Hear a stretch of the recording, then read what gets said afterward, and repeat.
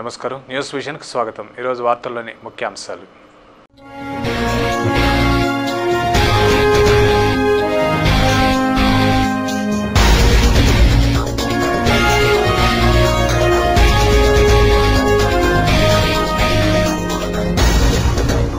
రాష్ట్ర విభజన సాకుతో యువశక్తిని నిర్వీర్యం చేయొద్దు। ప్రభుత్వ శాఖల్లోని అన్ని ఖాళీ పోస్టులను వెంటనే భర్తీ చేయండి। నిరుద్యోగుల ఆశలకు జీవం పోయండి। MLC Endapalli Srinivasa Reddy demand.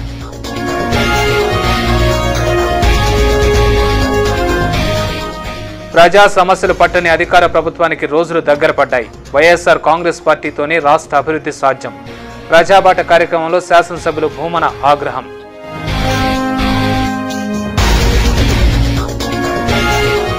ప్రాణత్యాగాలకైనా సిద్ధపడతాం, సమైక్య రాష్ట్రాన్ని సాధించుకుంటాం। షిండే ప్రకటనపై సీమాంధ్ర ప్రజాప్రతినిధులు స్పందించకపోవడం బాధాకరం। సమైక్యవాది మబ్బు చెంగారెడ్డి ధ్వజం, కండల వీరులతో వినూత్న నిరసన।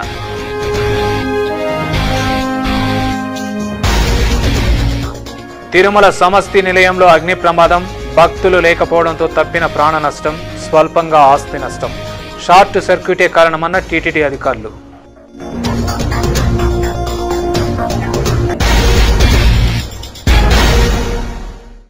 వార్తల్లోని వివరాలు। 2014 సార్వత్రిక ఎన్నికల్లో వైఎస్ఆర్ కాంగ్రెస్ పార్టీ అధికారంలోకి రావడం ఖాయమని తిరుపతి శాసనసభ్యులు భూమన కరుణాకర్ రెడ్డి ధీమా వ్యక్తం చేశారు। ప్రజాబాటలో భాగంగా ఎమ్మెల్యే శుక్రవారం స్థానిక పల్లెవీధిలో పర్యటించి స్థానికుల సమస్యలను అడిగి తెలుసుకుంటూ వీలైతే తక్షణం పరిష్కరిస్తూ ముందుకు సాగారు। తాగేందుకు నీళ్లు లేవని, డ్రైనేజీ వ్యవస్థ సక్రమంగా లేదని, మురుగు కాలువలు చెత్తాచెదారంతో నిండిపోయాయని, పట్టించుకునేవారే లేరంటూ ఆ ప్రాంత ప్రజలు ఎమ్మెల్యేకు ఏకరవు పెట్టారు। అంతేగాక వీధి లైట్లు లేవని, దోమల బెడతతో తాము విషజ్వరాల బారిన పడుతున్నామని మొరపెట్టుకున్నారు। స్పందించిన కరుణాకర్ రెడ్డి సమస్యల పరిష్కారానికి కృషి చేస్తానని హామీ ఇచ్చారు। అనంతరం ఆయన మీడియాతో మాట్లాడుతూ కాంగ్రెస్ ప్రభుత్వం ప్రజా సమస్యలను పరిష్కరించడంలో పూర్తిగా విఫలమైందని ఆరోపించారు। పవిత్ర పుణ్యక్షేత్రమైన తిరుపతి నగరమే ఎందుకు నిదర్శనమన్నారు। పల్లెవీధి సమస్యలకు నిలయంగా మారిందని, అధికారులు చిత్తశుద్ధితో పనిచేయకపోవడం వల్లే స్థానికులు ఇక్కట్లు పడవలసి వస్తోందని తెలిపారు। వైఎస్ఆర్ కాంగ్రెస్ పార్టీతోనే రాష్ట్ర అభివృద్ధి సాధ్యమని, 2014 సార్వత్రిక ఎన్నికల్లో తమ పార్టీ అధికారంలోకి రావడం ఖాయమని ఎమ్మెల్యే ధీమా వ్యక్తం చేశారు। ఈ ప్రజాబాట కార్యక్రమంలో ఆ పార్టీ నాయకులు దొడ్డారెడ్డి సిద్ధారెడ్డి, షఫీ అహ్మద్ ఖాదరి, రంగా యాదవ్ తదితరులు పాల్గొన్నారు। పల్లెవేది రేషన్ కార్డుల్ని కత్తిరించేశారు, దోమల మందులు కొట్టరు, ఇంటింటిది ఒక్కో గాథ। కిరణ్ కుమార్ రెడ్డి ఏమో 450 కోట్ల రూపాయలు నిధులు తిరుపతికి ఇస్తానని నెలకు 450 కోట్ల రూపాయలు మెక్కే కార్యక్రమంలో ఉన్నాడు।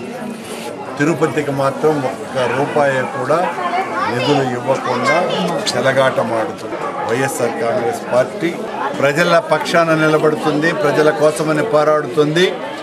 ఇక కొద్ది రోజుల్లోనే జగనన్న ప్రభుత్వం రాబోతోంది। వచ్చిన తర్వాత పల్లెవీధి ప్రజల యొక్క సమస్యలన్నీ కూడా తొలగిపోయి సుభిక్షంగా తయారయ్యేటువంటి రోజులు అతి దగ్గరలోనే ఉన్నాయి। మాజీ మంత్రి మోపిదేవి వెంకటరమణ వైఎస్ఆర్ కాంగ్రెస్ పార్టీలో చేరడం వల్ల వన్య కుల క్షత్రియులంతా ఆ పార్టీకి మద్దతు తెలపాలని వన్య కుల క్షత్రియ సంఘం నాయకులు త్రిమూర్తి కోరారు। శుక్రవారం చిత్తూరు పట్టణం గాంధీ విగ్రహం ఎదుట కుల సంఘం నాయకులు టపాకాయలు పేల్చి మిఠాయిలు పంచుకున్నారు। ఈ సందర్భంగా త్రిమూర్తి మాట్లాడుతూ రాష్ట్రంలో రాజకీయ సమీకరణలు మారుతున్న నేపథ్యంలో మోపిదేవి వెంకటరమణ తీసుకున్న నిర్ణయం హర్షించదగ్గ విషయమన్నారు। కులానికి వైఎస్ఆర్ కాంగ్రెస్ పార్టీకి మంచి జరుగుతుందని ఆశాభావం వ్యక్తం చేశారు। ఒక మినిస్టర్గా కాంగ్రెస్ పార్టీలో వచ్చి వైఎస్ఆర్ పార్టీకి వచ్చి చేరడం వల్ల మా అందరూ కూడా సంతోషం। మేము కూడా వెనకబడిన కులస్తులు కాబట్టి మాకు ఒక ఆదరణగా ఒక లీడర్ ఉంటాడని, మా యొక్క భవిష్యత్తు కూడా బాగుంటుందని వెనకబడిన కులస్తులు అందరూ కలిసి వైఎస్ఆర్ పార్టీకి వచ్చి మోపిదేవి వెంకటరమణ గారు జాయిన్ అయిన వల్ల అందరూ కలిసి ఒక చిన్న ప్రోగ్రాం చేయడం జరిగింది। యువశక్తిని నిర్వీర్యం చేసి నిరుద్యోగుల ఆశలను అడియాసలు చేయకుండా ప్రభుత్వ రంగంలోని అన్ని ఉద్యోగాలను భర్తీ చేయాలని చిత్తూరు, నెల్లూరు పట్టభద్రుల ఎమ్మెల్సీ ఎండపల్లి శ్రీనివాసరెడ్డి డిమాండ్ చేశారు। శుక్రవారం తిరుపతి ప్రెస్ క్లబ్లో ఏర్పాటు చేసిన విలేకరుల సమావేశంలో యువజన ఉపాధ్యాయ సంఘం నాయకులతో కలిసి మీడియాతో మాట్లాడుతూ రాష్ట్ర విభజన సాకుతో ప్రకటించిన ఉద్యోగాల భర్తీల ప్రక్రియను పూర్తి చేయకుండా వాయిదా వేయడం సరైంది కాదని అన్నారు। 20,000 ఉపాధ్యాయ పోస్టులకు గాను దాదాపు 5 లక్షల మంది నిరుద్యోగ ఉపాధ్యాయులు దరఖాస్తులు చేసుకున్నా ఇంతవరకు అతిగతి లేదని వాపోయారు। వారి ఉద్యోగాల భర్తీ కోసం వెంటనే టెట్, డిఎస్సి పరీక్షలను నిర్వహించి భర్తీ చేయాలని డిమాండ్ చేశారు. అంతేకాకుండా వైద్య రంగం, పోలీసు విభాగాలతో పాటు అన్ని రంగాల్లో 65,000 ఉద్యోగాలకు గ్రూప్ 1, గ్రూప్ 2 పరీక్షలు నిర్వహించి భర్తీ చేయడానికి ప్రయత్నించిన ప్రభుత్వం వెంటనే ఆ ప్రక్రియను పూర్తి చేయాలని డిమాండ్ చేశారు. ఉద్యోగాల భర్తీలో జరిగిన జాప్యానికి బాధ్యత వహించి అభ్యర్థులకు వయో పరిమితి పెంచాలని, ప్రభుత్వ పాఠశాలల్లో కేరళ, తమిళనాడు తరహాలో మన రాష్ట్రంలో కూడా కంప్యూటర్ ఎడ్యుకేషన్ ఉపాధ్యాయులను నియమించి వారికి కనీసం 5,000 రూపాయలను చెల్లించాలని ప్రభుత్వానికి సూచించారు. ఈ విలేకరుల సమావేశంలో యూటీఎఫ్ నాయకులు జనార్దన్, మధుసూదన్ రెడ్డి, నిర్మల, ముండ్రామయ్య, డివైఎఫ్ఐ నాయకులు గజేంద్ర తదితరులు పాల్గొన్నారు. అన్ని రాష్ట్రాలు ఈ శాస్త్ర సాంకేతిక రంగాలు అభివృద్ధి చెందిన తర్వాత పరిశోధనా రంగంలో ఎక్కడా లేని వెనకబాటును భారత ప్రభుత్వం బాధ్యత వహిస్తున్న కారణంగా కంప్యూటర్ ఎడ్యుకేషన్ అన్ని రాష్ట్రాల్లోన ప్రారంభించారు. కేరళలో ఈ కంప్యూటర్ ఎడ్యుకేషన్ సబ్జెక్ట్ను ఎడ్యుకేషన్ స్థాయి నుంచి రెగ్యులర్ సబ్జెక్ట్గా తీసుకున్నారు. బీహార్ లాంటి రాష్ట్రంలో 10,000 రూపాయలతో కంప్యూటర్ ఎడ్యుకేషన్ టీచర్కు ఇచ్చారు. తమిళనాడు, ఈ ఉత్తరప్రదేశ్, ఇంకా కూడా మేఘాలయ, ఇటువంటి రాష్ట్రాలు 6,000 రూపాయలతో కంప్యూటర్ టీచర్ను అపాయింట్ చేసుకున్నారు. కానీ మన రాష్ట్రంలో 5,000 ఉన్నత పాఠశాలలో కంప్యూటర్ ఎడ్యుకేషన్ ప్రారంభించారు. భవిష్యత్తులో కేరళ వలె, తమిళనాడు వలె, బీహార్ లాగా కంప్యూటర్ ఎడ్యుకేషన్ మన సంస్థల్లో కూడా ఒక భారీ ఎత్తున మనకు ఈ యొక్క ఉద్యోగ భద్రత ఉంటుందని ఆశాభావంతో వారు పనిచేశారు.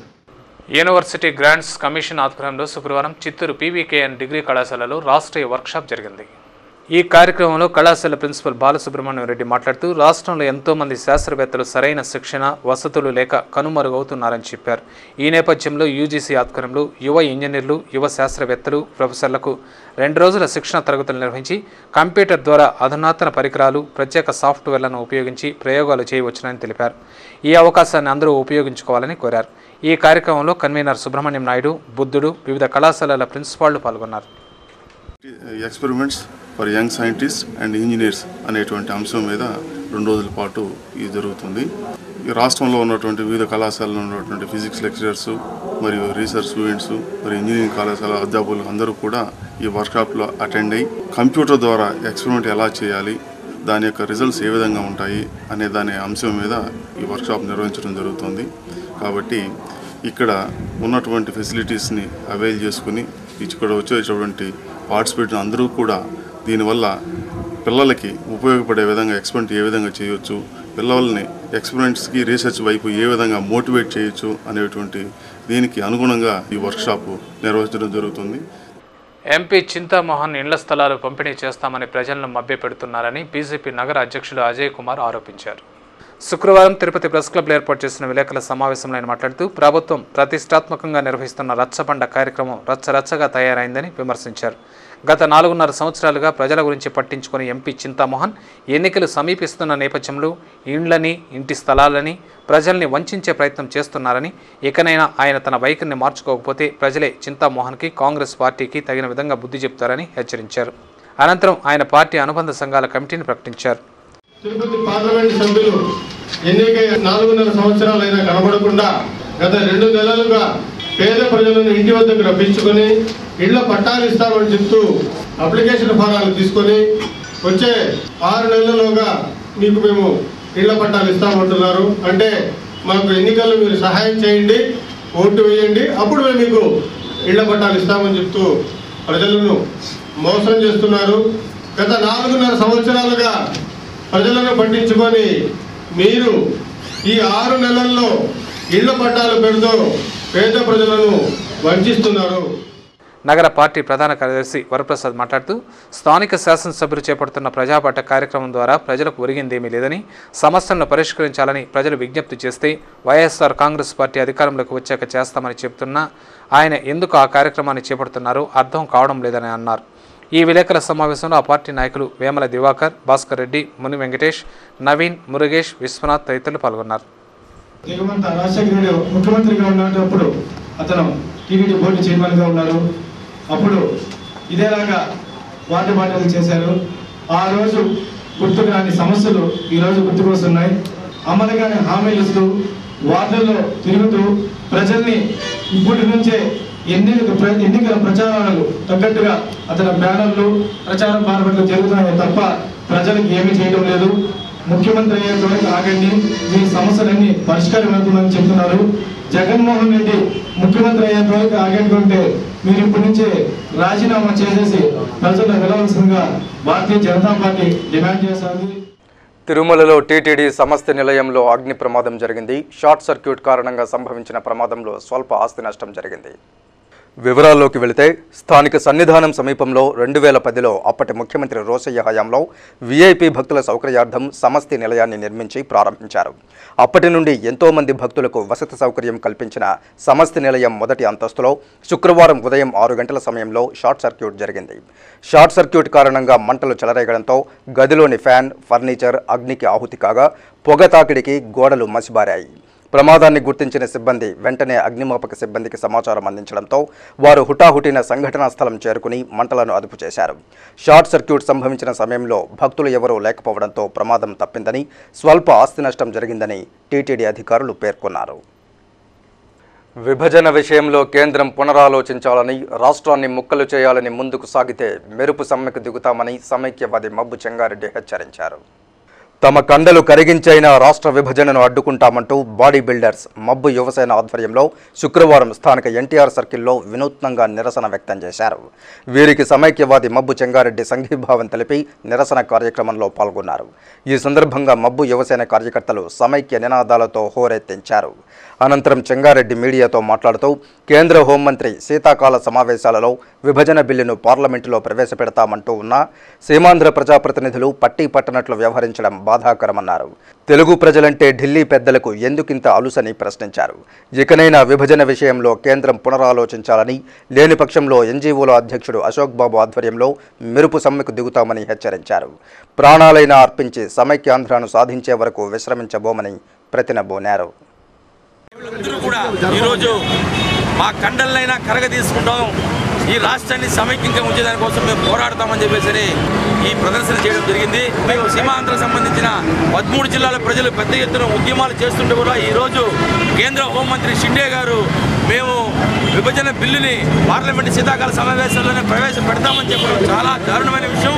చాలా అటువంటి ప్రకటనలు చేస్తున్నా కూడా సీమాంధ్రకు సంబంధించిన ఎంపీలు కానీ, కేంద్ర మంత్రులు కానీ, రాష్ట్ర మంత్రులు కానీ ఎవరు కూడా ప్రకటనని ఖండించలేని పరిస్థితుల్లో ఉన్నారంటే వాళ్ళ పదవులకి ఏ విధంగా దాసోహం అని చెప్పినారో ఈరోజు అర్థమవుతోంది తిరుపతి ప్రజలకి. అలాగే సీమాంధ్రకు సంబంధించిన 13 జిల్లాల ప్రజలు కూడా అన్ని గమనిస్తున్నారు. పార్టీలు, ప్రజా సంఘాలు నిజానిజాలను తెలుసుకోకుండా మద్దతు పలికితే బాధితులకు రాబోయే కాలంలో స్వచ్ఛందంగా అన్యాయం జరుగుతుందని న్యాయవాది నన్నూరు శ్రీనివాసులు ఆందోళన వ్యక్తం చేశారు. చట్టాల దుర్వినియోగంపై సామాజికకర్త న్యాయవాది నన్నూరు శ్రీనివాసులు స్పందించారు. దీనిపై ఆయన సిటీ ఛానల్తో మాట్లాడుతూ చట్టాలున్నప్పటికీ ప్రభుత్వం, పార్టీలు, ప్రజా సంఘాల జోక్యంతో అవి నీరుగారిపోతున్నాయని ఆవేదన వ్యక్తం చేశారు. పోలీసులు కూడా తమ కర్తవ్యాన్ని చిత్తశుద్ధితో నిర్వహించకపోవడంతో బాధితుల పరిస్థితి అగమ్యగోచరంగా మారిందన్నారు. ప్రస్తుత సమాజంలో భూ కబ్జాదారులు ఎక్కువయ్యారని, వారిపై చర్యలు తీసుకోవడంలో ఇటు ప్రభుత్వం కానీ, అటు పోలీసు శాఖ కానీ చొరవ చూపకపోవడం బాధితులకు ఆందోళన కలిగించే అంశమన్నారు. ధనికులకు కొమ్ముగాస్తూ ఉండడంతో పేద, మధ్యతరగతి ప్రజలు తమ బాధలను ఎవరికి చెప్పుకోవాలో తెలియక తెకమక పడుతున్నారని చెప్పారు. ఎస్సీ, ఎస్టీ అట్రాసిటీ, మహిళల సంరక్షణకు ప్రత్యేక చట్టాలు ఉన్నప్పటికీ కొందరి స్వార్థ ప్రయోజనాల వల్ల అవి అమలుకు నోచుకోవడం లేదని ఆవేదన వ్యక్తం చేశారు. రాజ్యాంగం కల్పించిన ఫలాలు అందరికీ సమానంగా అందాలన్నదే తన ఆకాంక్ష అన్నారు. అప్పుడే అందరికీ సమన్యాయం జరుగుతుందని చెప్పారు. దీనిపై ప్రభుత్వాలు దృష్టి సారించాలని, ప్రజాస్వామ్యాన్ని కాపాడాలని శ్రీనివాసులు విజ్ఞప్తి చేశారు. 2003 సంవత్సరంలో గ్రామకంఠం భూమిని అక్కారంపల్లి గ్రామానికి చెందిన రవీంద్రారెడ్డి, ఈశ్వరం అనే వాళ్ళు కొనుగోలు చేసి పక్కాగా రిజిస్ట్రేషన్ చేసుకోవడం జరిగేది. ఆ భూమి అయితే అసైన్మెంట్ ల్యాండ్ కాదు, డీకేటీ ల్యాండ్ కాదు, ప్రభుత్వ పరుభోగ్ కాదు. అమ్మివేసిన వ్యక్తులు వారి స్వార్థ ప్రయోజనాల కోసం ప్రజా సంఘాల వారికి, రాజకీయ పార్టీలకి విషయాలను కనుమరుగు చేసి చెప్పడంతో వారు ప్రభుత్వ భూములను ఆక్రమించుకున్న వాళ్ళపైన చర్యలు తీసుకోండి అని ఇవ్వడం చాలా ఆశ్చర్యకరమైన విషయం. ఈ విధంగా అమ్మివేసిన భూములను మళ్ళా కావాలనడం, దానిపైన కొనుగోలుదారులు దానికి రాకపోతే ఎస్సీ, ఎస్టీ కేసులు బనాయించామని చెప్పడం చూస్తూ ఉంటే నిజమైన బాధితులు కూడా అత్యాచార చట్టంలో తప్పుడు కేసులుగా చిత్రీకరించి పోలీసులు తప్పుదారి పట్టించే అవకాశాలు లేకుండా పోలేదు. శ్రీగొల్లపల్లి మాదిగపల్లిలో ప్రమాదవశాత్తు విద్యుత్ షార్ట్ సర్క్యూట్ కావడంతో ఇల్లు దగ్ధమైంది. శ్రీ గొల్లపల్లి మాదిగపల్లిలో 20 సంవత్సరాలుగా శాంతి బాలాజీ నివాసం ఉంటున్నారు. బాలాజీ కూలీ పనులు చేస్తూ జీవనం సాగిస్తున్నాడు. రోజులానే శుక్రవారం కూడా ఉదయాన్నే కూలీ పనులకు బాలాజీ వెళ్ళాడు. అదే సమయంలో శాంతి కూడా బయట పని ఉండడంతో వెళ్ళింది. ఆ తరువాత ఇంటిలో విద్యుత్ షార్ట్ సర్క్యూట్ కావడంతో విలువైన ఎలక్ట్రానిక్ వస్తువులు అగ్నికి ఆహుతయ్యాయి. వస్తువులన్నీ కాలి బూడిదయ్యాయి. మంటలను గమనించిన స్థానికులు చుట్టుపక్కల వారు మంటలను ఆర్పే ప్రయత్నం చేసి అదుపు చేశారు. శాంతి మహిళా డ్వాక్రా సంఘం లీడరు కావడంతో సభ్యుల నుండి వసూలు చేసిన సొమ్ము 22,000 రూపాయలు శనివారం సంఘానికి చెల్లించాల్సి ఉందని, అయితే మంటల్లో డబ్బులు కాలి బూడిదయ్యాయని వాపోయారు. కూలీ పనులతో జీవనం సాగిస్తున్న తాము అగ్ని ప్రమాదంతో సర్వం కోల్పోయామని తమను ఆదుకోవాలని విజ్ఞప్తి చేశారు. తెల్లవారు 8:30 కాడ సార్ బిడ్డకు బాగాలేదు, ఊళ్ళో పోయింది. పోయేసి చెప్పుంది గుడ్డలు కలిపి కూలరు టీవీయా డబ్బు రాత్రి సంఘం అయిపోద్దో 22,000 వసూలు చేసుకోనింది. ఆ డబ్బు అంతా సామాన్లు అంతా కలిపింది సార్. ఆదుకోవాలి సార్, మాకు సహాయం చేయాలి సార్. సంఘం డబ్బు కట్టింది. ఆ సంఘం డబ్బు కూడా పటాలు కాడ పెట్టునిందంట. అదే అంత కాలిపోసి మేము ప్రజలంతా వచ్చి చూసి అంతా ఎత్తి బయట వేసినాము. తర్వాత వచ్చిన అమ్మాయి అదే జరిగింది సార్. ఆ బిడ్డకి ఏదన్నా మీరు సహాయం చేయాలి సార్.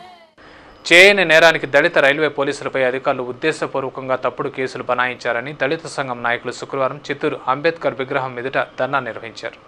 అనంతరం రైల్వే స్టేషన్లో ఎస్ఐకి వినతి పత్రం సమర్పించారు. ఈ సందర్భంగా దళిత మహాసభ రాష్ట్ర కార్యదర్శి ప్రభాకర్ మాట్లాడుతూ అక్టోబర్ 30వ తేదీ కేరళ ఎక్స్ప్రెస్లో ఒక వ్యక్తి మృతి చెందితే ఆ రోజు డ్యూటీలో ఉన్న వాసు కన్నన్ అనే కానిస్టేబుల్పై అకారణంగా సెక్షన్ 302 కేసు నమోదు చేసి ఉద్యోగాల నుండి తొలగించారని, వెంటనే విధుల్లోకి తీసుకుని కేసులు రద్దు చేయాలని డిమాండ్ చేశారు.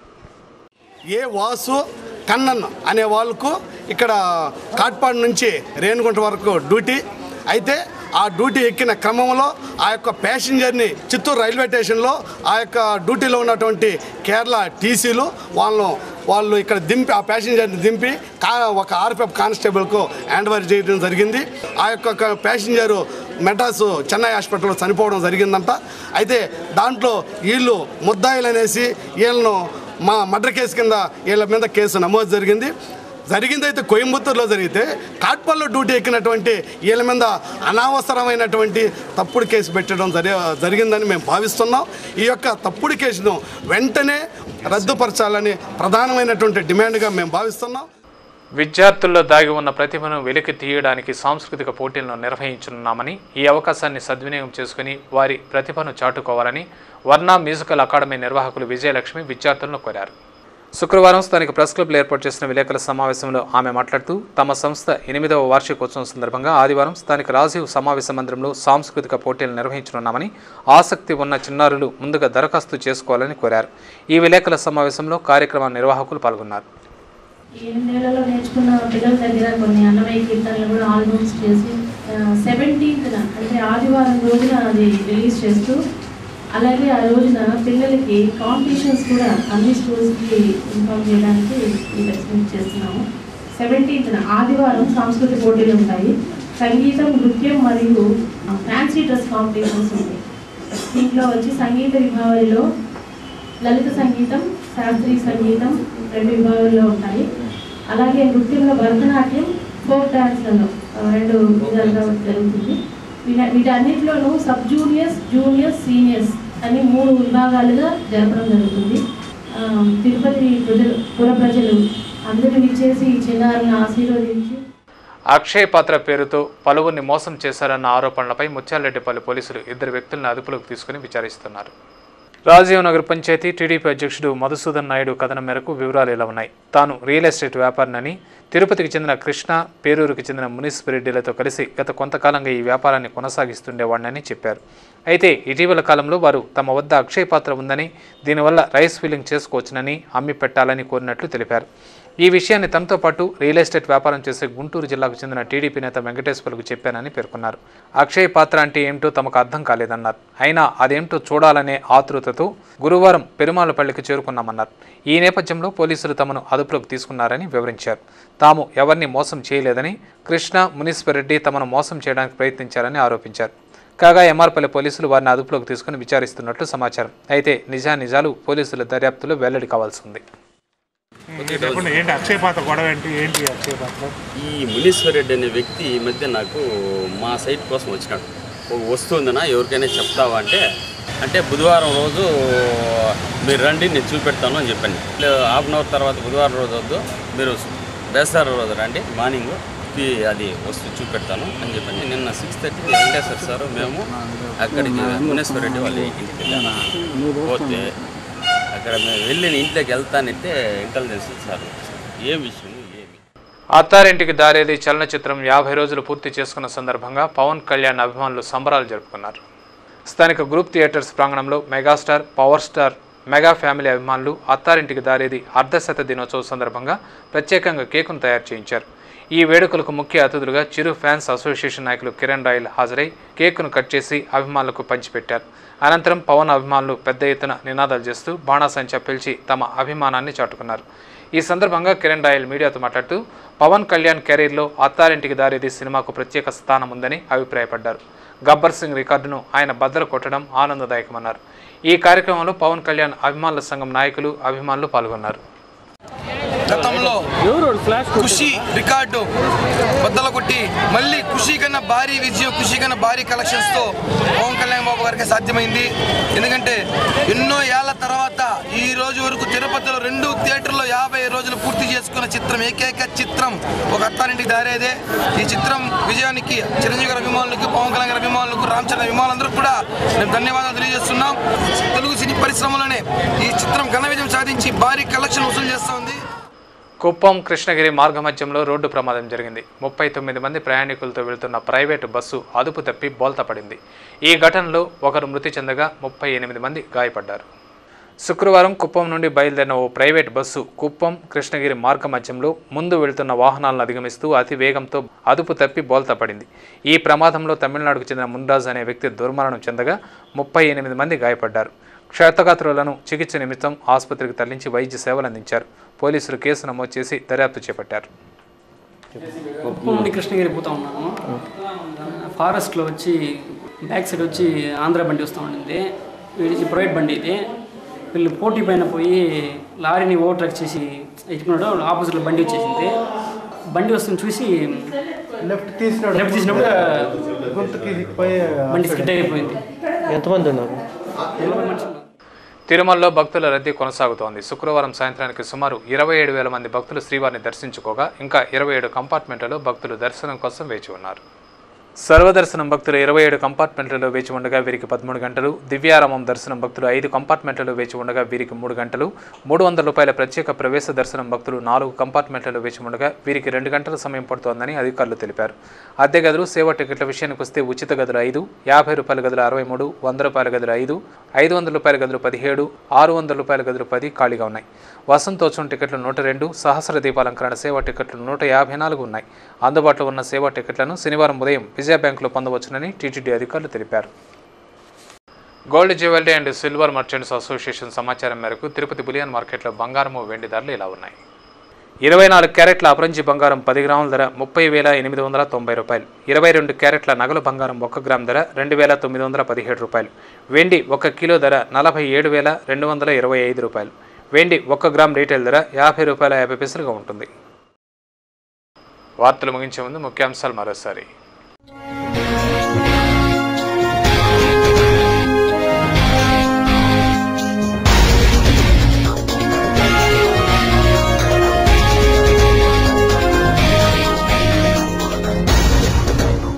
రాష్ట్ర విభజన సాకుతో యువశక్తిని నిర్వీర్యం చేయొద్దు. ప్రభుత్వ శాఖల్లోని అన్ని ఖాళీ పోస్టులను వెంటనే భర్తీ చేయండి. నిరుద్యోగుల ఆశలకు జీవం పోయండి. MLC Endapalli Srinivasulu Reddy demand.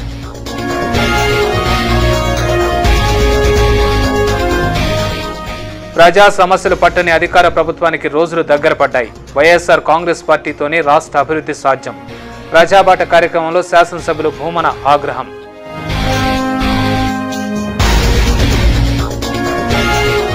ప్రాణత్యాగాలకైనా సిద్ధపడతాం. సమైక్య రాష్ట్రాన్ని సాధించుకుంటాం. షిండే ప్రకటనపై సీమాంధ్ర ప్రజాప్రతినిధులు స్పందించకపోవడం బాధాకరం. సమైక్యవాది మబ్బు చెంగారెడ్డి ధ్వజం, కండల వీరులతో వినూత్న నిరసన.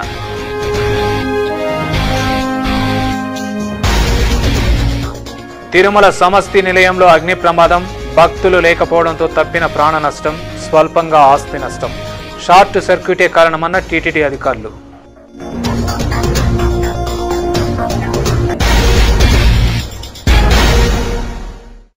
ఈ వార్తలు ఇంతటితో సమాప్తం. సమగ్ర సమాచారంతో న్యూస్ విషయంలో మళ్ళీ కలుసుకుందాం. అంతవరకు సెలవు. నమస్కారం.